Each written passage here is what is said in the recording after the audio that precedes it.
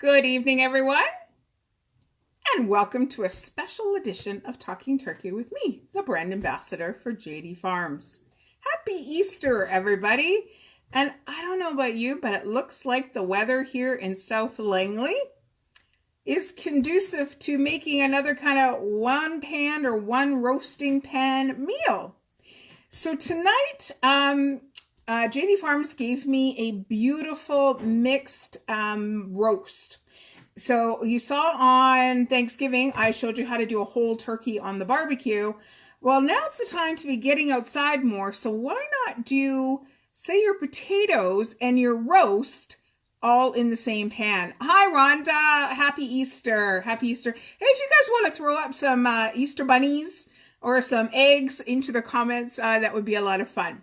So today, guys, I've got one of the JD Farms mixed roast. That means there's some dark meat and the white meat in the roast. This is about $40. And remember, this is 100% like all meat. There's no waste when we come to our roast. So this one here is 1.4 kilograms, okay? So, guys, I've got a mountain of potatoes. This was probably, I think, about 3 pounds of russet potatoes that I peeled. And, oh, thank you for the bunnies, Rhonda. And I sliced pretty thin because what we're going to do is we're going to build the scalloped potatoes, put the roast on top. I've got a little special treatment I'm going to do on top of the roast. And it's going to be delicious and it's all going to bake together. Okay, so this was about 3 pounds of potatoes, maybe 3.5 pounds of potatoes. Got one big cooking onion that I want to slice up. And I want to get it pretty small, but it doesn't, it's going to cook down. So maybe, let's say the same thickness as what the potatoes are. Oh, look at all those bunnies that are coming up. Thank you so much for tuning in tonight to learn this recipe. Because, guys, we're still open tomorrow at JD Farms for you to go grab your turkey and your turkey roast. And remember, we have our online ordering, so you could do all your ordering and get all your ingredients that you're going to need for this recipe and go from there. So I've got my onions chopped, so that's ready. And I've got a little bit of secret, so let's get the butter going. I'm going to need probably about, say, 1/3 of a pound of butter. And we're going to just chop it up like that, about the same thickness as the onion. And a little tip for you about your butter. If you sometimes I'll get butter at a good deal and I'll freeze it. You can grate butter, just like cheese, onto your toast and stuff. So it's really super duper easy. Okay, so getting that all ready. With recipes, it's all about getting your prep done ahead. So it's really easy to do, to pull it all together. Okay, so and the last thing we're going to do as we get the prep going, I have got 3 cups of a vegetable stock that I just keep from dry in here. I've got 1 cup of milk going into there. And our JD Farms poultry seasoning, I'm going to put, probably about a teaspoon in there. Quite a bit of black pepper. And then we're going to use some more black pepper and salt in the layering. But I want to get that all mixed in, get that set aside.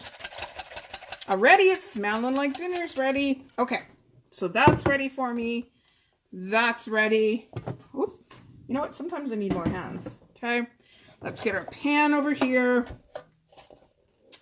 And we're going to start the whole layering process. You guys can see okay?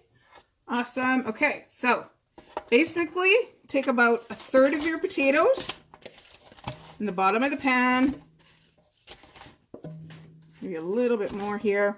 I'm going to spread them out. Spread them out in an even layer.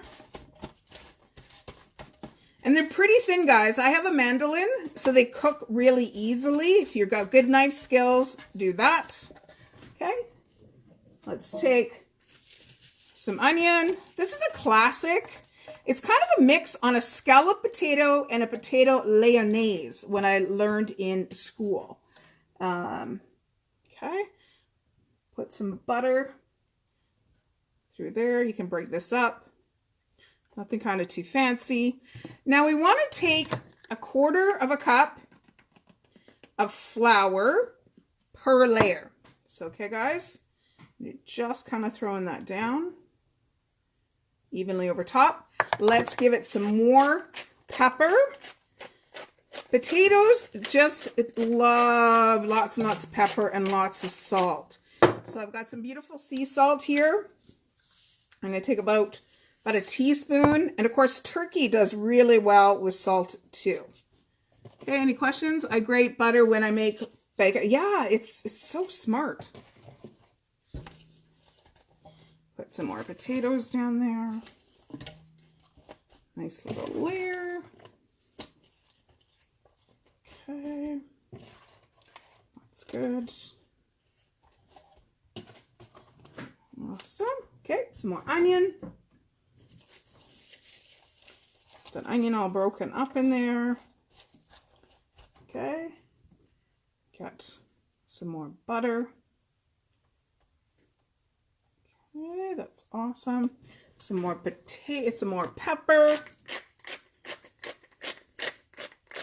Now, how I prep the potatoes ahead of time, so you know, I peeled them. Then I soaked the potato in some cold water. I left them in cold water for about 30 minutes. Drained them, sliced them, put them back in some cold water, and I drained them. So that way a lot of the starches kind of get washed away. So that it's a nice clean flavor. Again, that's salt. And know that the butter has salt too. So, you know, eyeball it. I always say salt to taste. But potatoes and turkey, just, they love salt. They love salt. Brings out the great flavor. Sprinkle, sprinkle, sprinkle. Okay. That last layer of potatoes. You wait for what I'm going to do with the turkey. It's going to be pretty magical. Okay. Got all those potatoes in there now. I think I'm the queen of the one-pan meal. See, once I make this, all I have to do is make a nice side salad and dinner's ready. Okay, that's there. Let's get, I have a few more onions here. Let's get some butter. Now this layer, you don't put any flour on this layer. Just some butter. Break that up. You still want to come back with some pepper. By the way, I'm sharing this with my neighbor. This is going to make a feast of a meal. Okay. Okay, it's like, Jeanette, when are you going to get to the turkey? It's all about talking turkey. Well, now's the time. Now, one more minute. Got some dried chives. Put some dried chives on there. Okay. Time for our turkey. Whoops, as I make a big noise.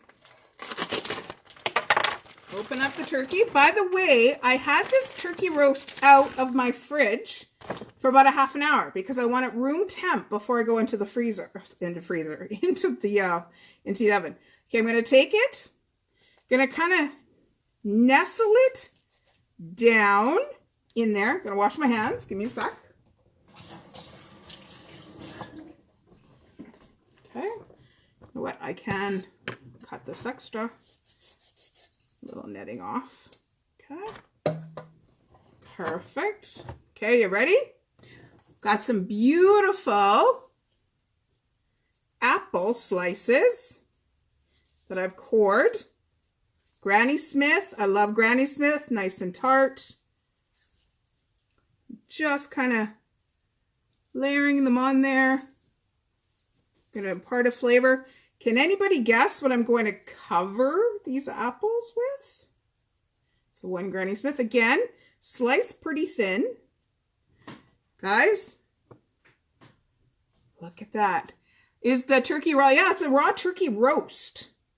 It's one of our boneless, skinless roasts. Okay. I have some thick sliced maple bacon that I'm tucking on top of there. Covering that apple all the way down. So I've got about 5 slices of bacon. Now, you know what? I only need 4. Okay. And I love bacon and pepper, so I'm going to put a little bit more pepper on top of here. Okay, so now, oh, that looks delicious. Oh, it is, it is, it is. So think about this just for a second when this is roasting. That beautiful turkey juices are going to go into the potato. That bacon is going to get crispy and kind of go into the potato and flavor that turkey roast with the apple underneath. And what I do with the apple and the bacon afterwards, I pull it off and then I'll chop it up and make it like a side jam, like a bacon apple jam to go with this particular turkey.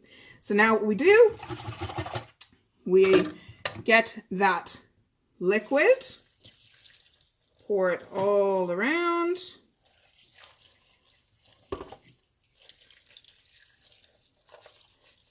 Get it all over. There we go. We just want to kind of push this down.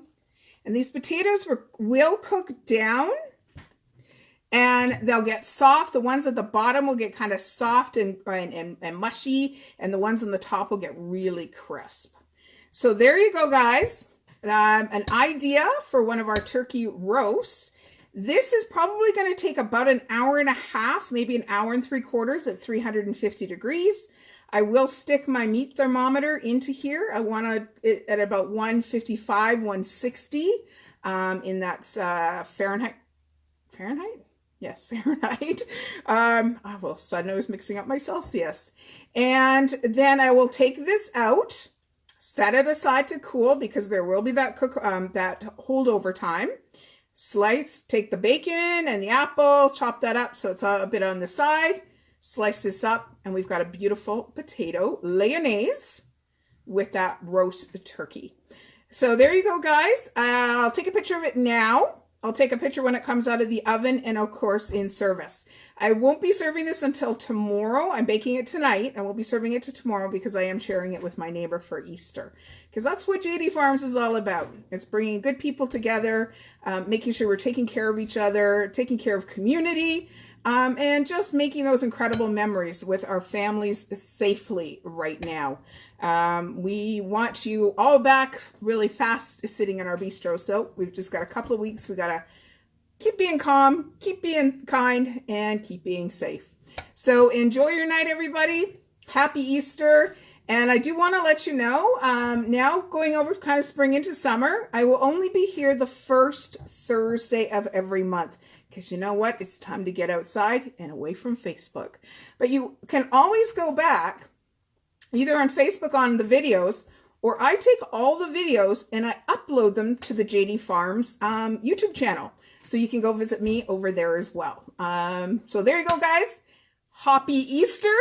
I hope you find all those eggs and enjoy your long weekend. Thank you so much, everybody. Bye-bye.